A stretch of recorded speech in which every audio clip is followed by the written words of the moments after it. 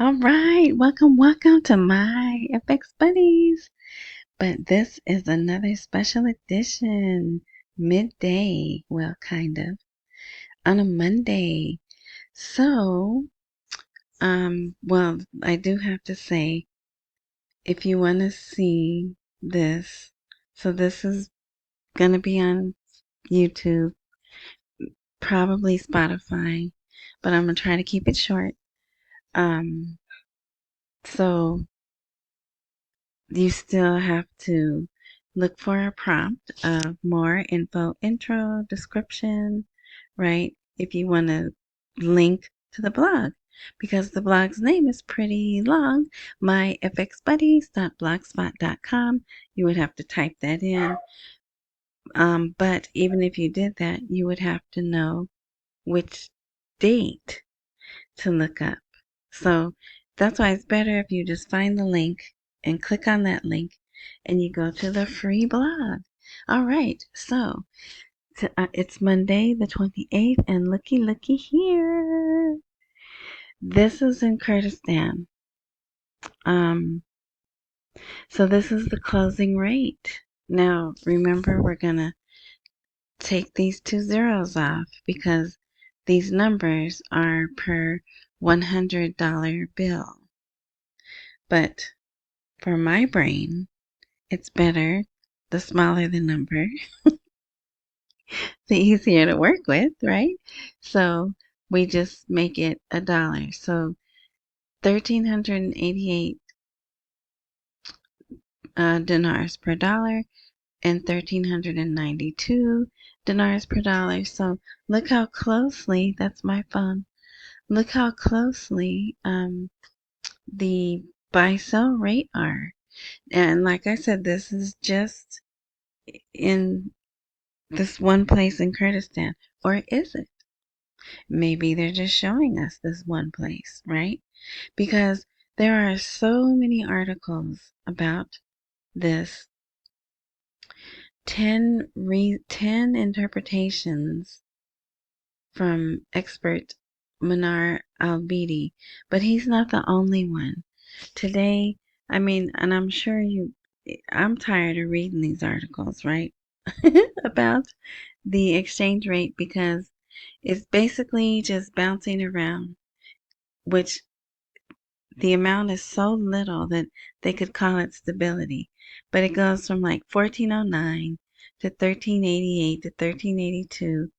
But it's been a week now. Okay, we need you to go below. We need you to get to the 1370s. Or do we?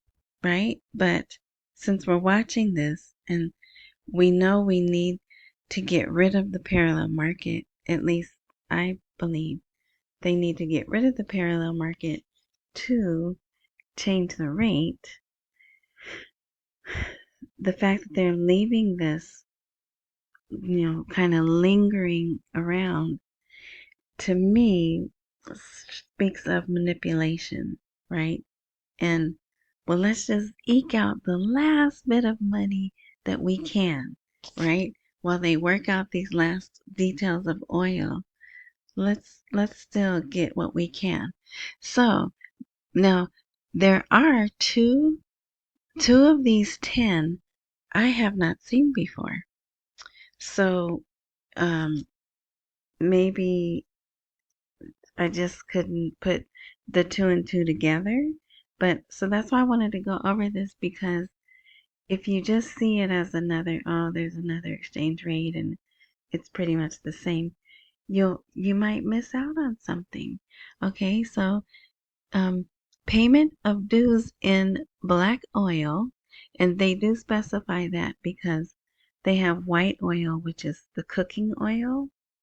So that they do, don't get angry about the word black being there. There's a reason. And tightening controls at ports are the main reasons for the dollar's decline. Okay, then just because it's Iraq and you know how they do, after we go through this briefly, there's another. Iraqi dinar strengthens despite unclear economic drivers. So this is a much shorter article, and they're like, we don't know why the dollar rate's going down. But okay, so we're gonna go through this. Yeah, like every day there's multiple articles about the exchange rate going down and why. One day there was 5 reasons and 4 reasons, and now here we have 10 reasons. So economic researcher, and it's the same guy, they just messed up his name. See, there's an A, here's an O. He gave 10 reasons behind the decline in the dollar exchange rate against the dinar in Iraqi markets on Monday, stressing that they have collectively created an economic environment that has contributed to strengthening the dinar's value, which is what we want. We want them to strengthen the dinar's value, and not only that, confidence among the people in the dinar's value. He pointed out that these reasons range from direct economic factors such as deflation and a decline in spending to procedural and regulatory factors such as tightening border controls and traders' shift to the formal banking system, in addition to circumstantial factors related to the elections and the increasing number of expatriates. Isn't that people who've left and they've come back? Or are they leaving? I don't know, but whatever. So that's a new thing for me. All right. So the exchange rate of the dollar has gone down, blah, blah, blah, right? Here are the most prominent reasons. So economic contraction and declining consumer confidence. The uncertainty facing the Iraqi market due to the economic slowdown has led to a decline in individual spending and institutional spending. So everyone's broke. There's less spending, less dollars going around, whether they're digital or cash, right? And that is negatively impacting overall demand and thus reducing the need for the dollar as a catalyst for trade. But there are articles out saying that they're spending in infrastructure and what's the other thing? Infrastructure and investment. So by this, that means those are dinars. Probably when they're doing those infrastructure and new investment, it seems to be in dinars. That's my phone, right? So that's good. Okay, stopping government investment expenditures. See, there they go. Government's focus on operating spending rather than investment has slowed economic activity, and that's because the holdup of the budget, right? So, yeah. Reducing investment spending has reduced aggregate demand, including demand for the dollar. Now, this government measures to prevent smuggling and regulate relations with the Kurdistan region have helped curb the phenomenon of overbilling, which would reduce the unreal demand for dollars on the parallel market. Look at that. They've curbed the phenomenon of overbilling. Merchants transition to formal banking systems, so we knew that, right? The merchants are using legitimate ways to get dollars or other, right? They can use the yuan, the Jordanian dinar, whatever. So what we already knew that one. Decline in re-export operations. I wasn't aware of this. This is another one. Re-export activity to neighborhood countries has reduced demand for imported goods, which has directly impacted the need for dollars to finance these trade transactions. So that to me sounds like bartering. They're bartering item for item, so no dollars involved. Settling the dues of major companies with petroleum products instead of cash. So that is interesting, especially if you watched that last video that I posted of Miles B. Kagan's the third, who represents Apicor. And he was like, either we want to get paid in money, cash money, or oil like in-kind products. And so here, it looks like they're already doing that. The government has settled part of its debts to foreign companies in black oil. And what is that? What is this word? How do you even say that word? Whatever. Instead of cash. Reducing reliance on dollars sold by the central bank and increasing their supply in the market. So number 6 and number 7, I should have made that larger earlier. So number 7, preparations for the electoral process. So as they get closer to the campaign, the people need to spend money. So they're taking their hoarded dollars. I say people, but the people running, what do you call them? The candidates.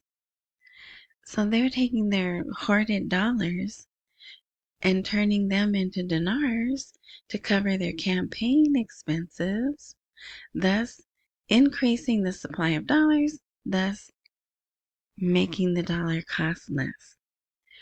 We hadn't heard that before. Which makes sense because we're just now getting close to the elections, right? Increase in the number of foreign visitors and arrivals. The increasing number of immigrants to Iraq has brought significant amounts of foreign currency into the local market, providing an additional source of hard currency outside of the central bank sales and contributing to increased dollar availability. So for all these holidays where they have all these tens of thousands to some even millions, like this one that's coming, the Arborine pilgrimage, that one is one where millions come.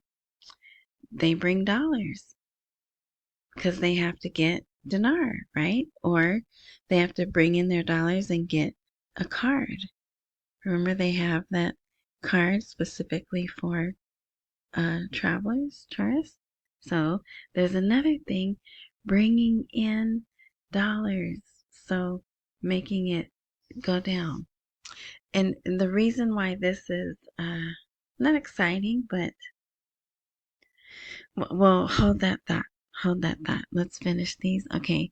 The cessation of illegal trade. So they're saying they've shut down Syria and there was smuggling and illegal trade between them. So that's another reason for the lessening of demand for dollars. And number 10, decrease in the issued currency and withdrawal of part of it from the market. Apparently, the central bank has taken a portion of the dinar money supply from the market. So I don't know why they would do that. Unless it was intentional, right? So creating a double demand for the dinar against the dollar. Less physical dinar means the people want it more, right? So the value of the dinar will go up and the dollar will go down.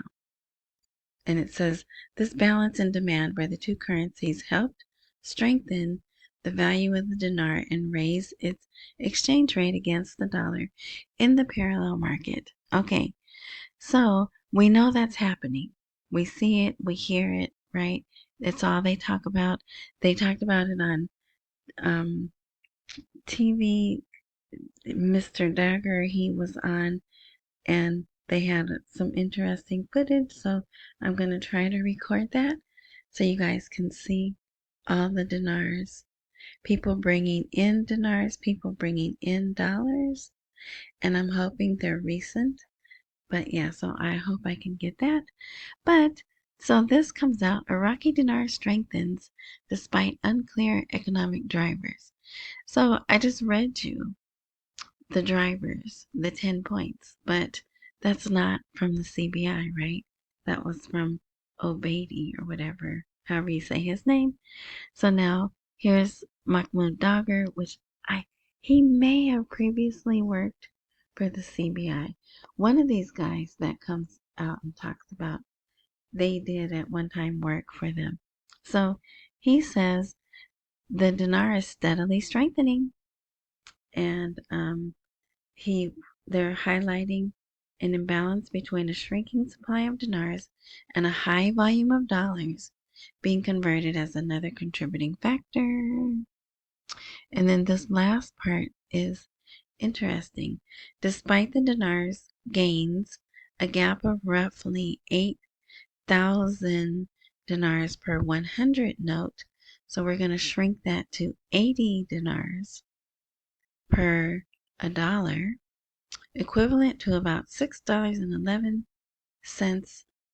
US dollars, remains between market rate and official bank rate, with speculative activity continue to influence currency movements. But we just read all those things that are happening and that are going to continue to happen, right?